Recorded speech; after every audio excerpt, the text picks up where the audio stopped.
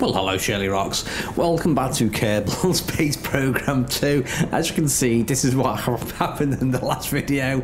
Yeah, me rocket didn't really go very well, so I think we need to recover this. Yeah, I think we need more practice. Anyway, because we obviously need to get good.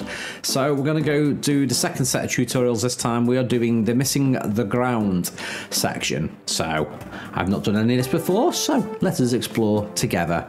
Oh, sorry for any audio lately. I'm absolutely full of space flu. So if the audio is even more scuffed than it normally is, then yeah, it's actually not my fault for a change. So we're going to do, what's this one? Missing the ground. Learn how to miss the ground and make an orbit. Okay, we'll do okay then. And go and do this.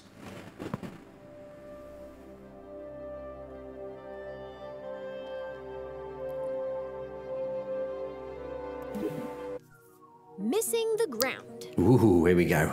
If you want to visit space for more than a couple of minutes, you'll need to get to orbit. An object is in orbit when it's moving sideways so quickly that even as gravity causes it to fall, it keeps missing the ground. As long as that object isn't slowed down by anything, it follows the same path every time it goes around the body it's orbiting, forever. If that object is a Kerbal, it is recommended that they bring lots of snacks. So since your goal is to move horizontally at a high speed, why not launch sideways? How do we do that? What? On Kerbin, the atmosphere is like a thick soup. You waste a lot of fuel trying to fly through it horizontally. Okay. By launching vertically, you cut through the thickest part of the atmosphere as quick as possible. Oh, so it's thinner atmosphere at the top. Most orbital rockets begin tilting toward the horizon soon after they leave the launch pad. This maneuver, called a gravity turn, uses the planet's gravity to turn the ship and reduces the amount of fuel needed to achieve a stable What? orbit. Is this real? When launching near the equator, your gravity turns should point toward the east, since your vehicle gets a free boost from the planet's rotation. I did not know any of this. Thanks, planet. Once a vehicle is moving quickly enough that its arc will take it above the atmosphere, it shuts down its engines and coasts to space. Once it nears the top of that arc, the vehicle needs to fire. Okay, we're experts at this now. Let's go and do this. I want to go and try and do an orbit then. So let's do next. I did not know that's how they did rocketry with orbits and stuff. I hope that's true. That's pretty cool if it is true.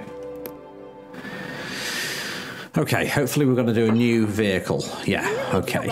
It's often easiest to work top to bottom, tailoring each stage. I've already placed the upper stage. Yes.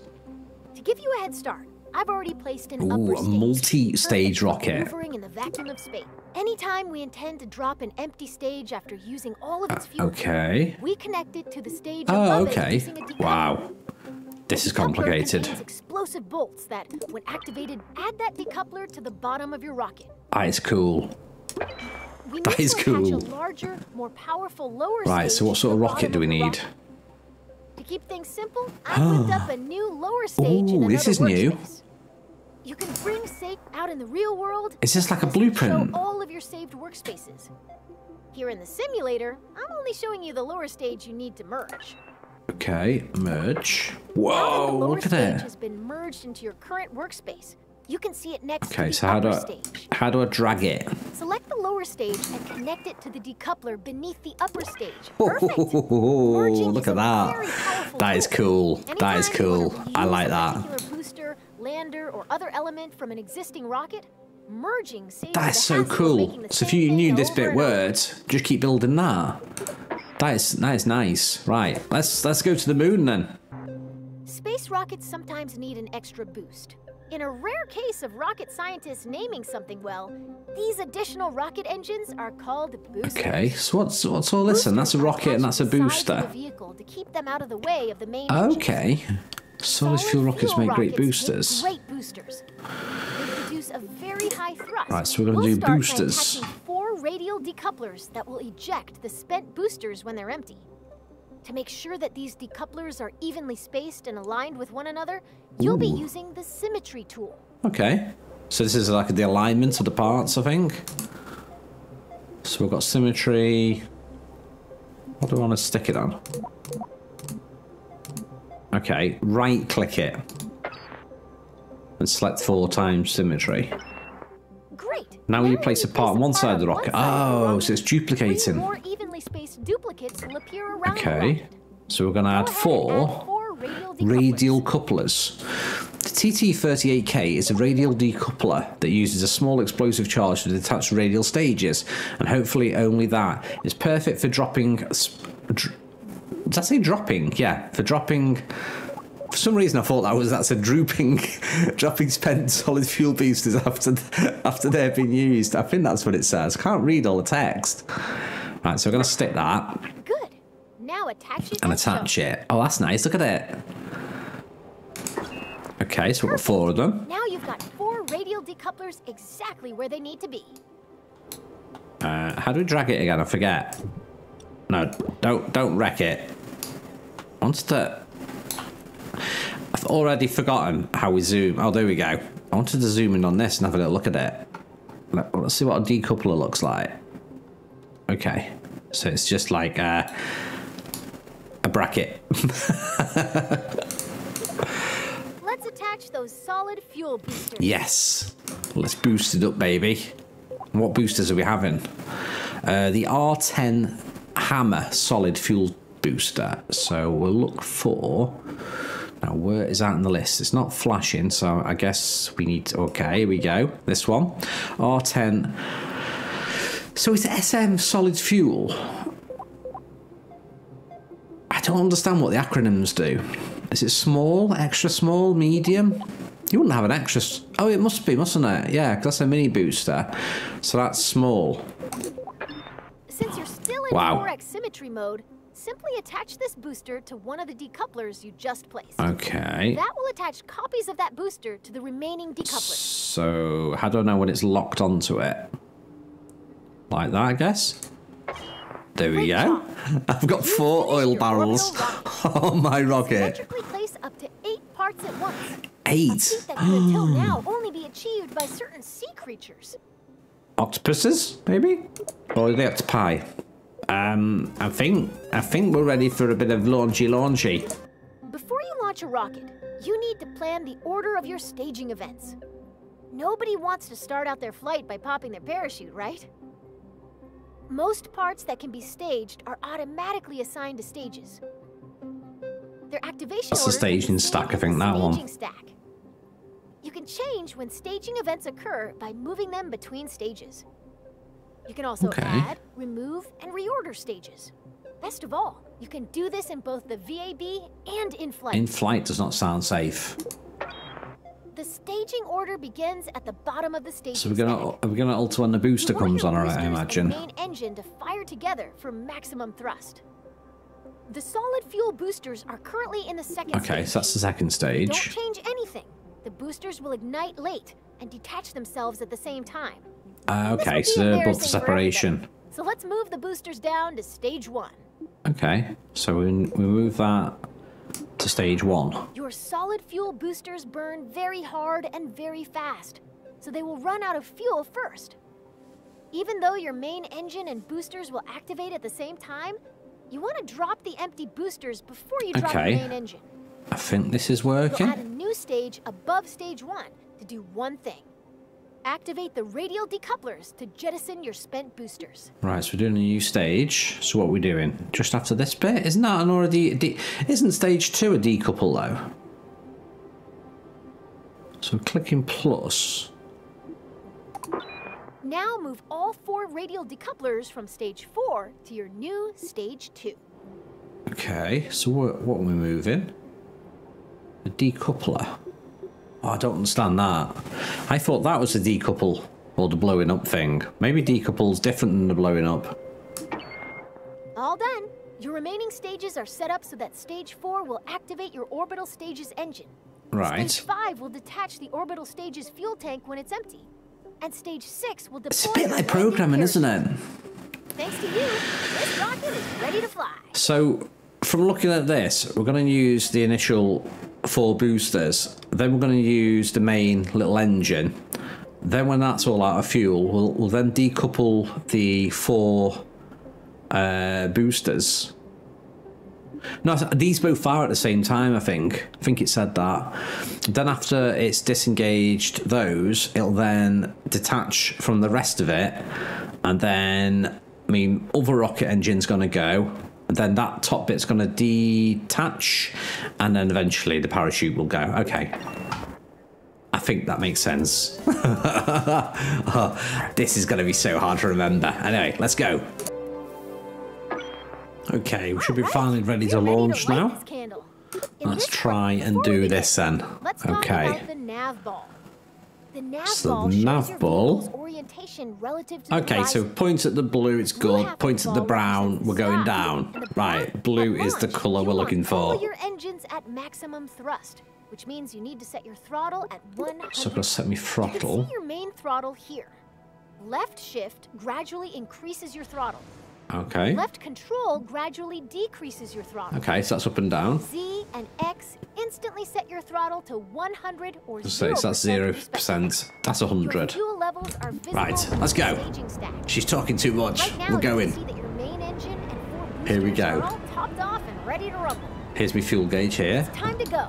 At the start, We're going. all you need to do is fly straight up. Okay, we're going up. We are going up. Good luck. Okay, they're empty. Solid fuel boosters So we'll are empty those Time to bits. start your gravity turn. Now I'm going to do a gravity turn. Uses the pull of the planet's gravity to help bend your vertical ascent into a horizontal arc. It's Okay. the first step to entering orbit. For our first flight to orbit, we're going to start our gravity turn up to where the air is thin, at an altitude of around 10,000 meters. To show you where to aim your rocket, I've placed a target marker on your nav ball. Okay, so First, it's telling me where to aim. 10,000 meters. Okay, so this is what I should be doing. I'll show you what I did before. So we're aiming towards this bit here. You're going to yaw towards the east so that the target marker is in the center of the nav ball. Yeah, that's what Your we're trying to vessel do. and nav ball should look like this example video if Okay. you're performing the gravity turn correctly. We are pressing D. Okay, so we're gradually doing it. We're fighting to get towards it. I don't know if I'm high enough. Way to make your current stage's fuel is empty. Let's Oh. drop it and activate your deep space engine.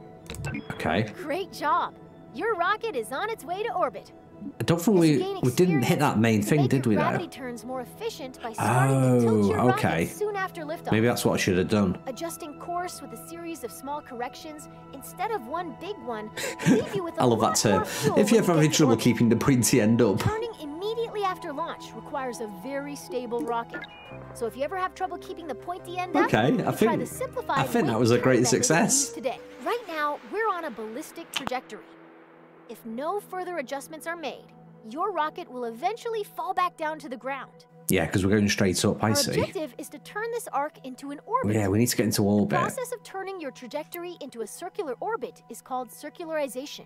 Yeah, how do we get into an Partial orbit? credit to the When planning and executing orbital maneuvers, Ooh, you'll map want view, to switch okay. to map view. Where Let's you go to map view. The blue arc passing through your vehicle is its That's my current Path trajectory. your rocket will follow if you don't touch the controls anymore. Okay, so we need to Our go goal is to make this that arc way. into a circular orbit.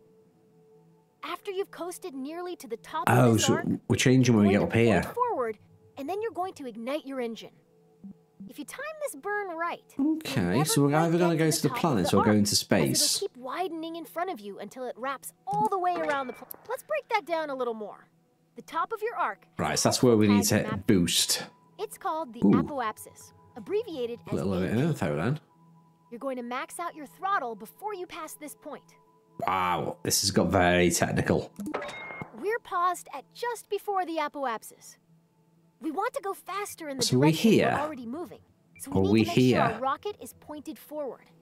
There's a handy marker on your nav ball called the.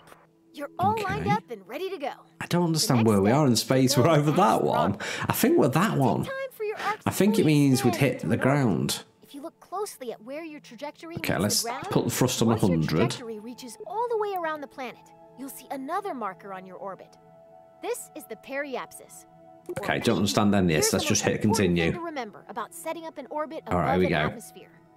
Your periapsis must be higher than the The atmosphere, atmosphere. or your rocket will start to slow down Okay. every time it dips Every into the part of upper your atmosphere. orbit must be higher than 70 On kilometers. Kerbin, that means every part of your orbit must be higher than 70 kilometers. Okay. What are we now? 16,000. So we're not high enough yet. Keep your eye on your trajectory for now, and I'll tell you if your periapsis is safely out of the atmosphere. Okay, I don't think we need to increase that to 60. Okay, here we go.